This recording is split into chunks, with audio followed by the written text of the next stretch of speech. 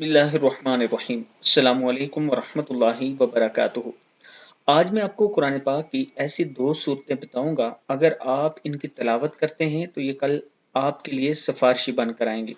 रसूलुल्लाह सल्लल्लाहु अलैहि वआलिहि वसल्लम ने फरमाया, कुरान मजीद पढ़ा करो क्योंकि ये क़यामत के दिन अपने पढ़ने वालों के लिए सिफारिशी बनकर आएगा। और दो रोशन सूरतों को पढ़ा करो, सूरह बकरा और सूरह आल इमरान, क्योंकि ये क़यामत के दिन ऐसे आएगी जैसे कि दो बादल या दो साहिबां हों या उड़ते हुए परिंदों की कतारें हों।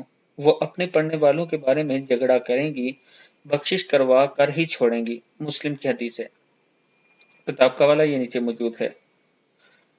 इसके साथ मैं अपने दोस्तों से गुजारिश करूंगा कि अगर आप कुरान पाक नहीं पढ़े हुए या तजवीद से नहीं पढ़े हुए, या आपके बच्चे या बुजुर्ग पढ़ना चाहते हैं, तो हम आधे घंटे की 30 मिनट की एक क्लास लेते हैं एक स्टूडेंट की, यानी कारी साहब सिर्फ एक स्टूडेंट को पढ़ा रहे होते हैं उस टाइम में।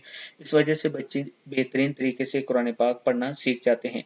अगर आप खुद या अपने बच्चों को ऑनलाइन कुरान पाक पढ़ाना चाहते हैं तो ये मेरा व्हाट्सअप नंबर है, इस पर आप मुझसे रब्ता कर सकते हैं।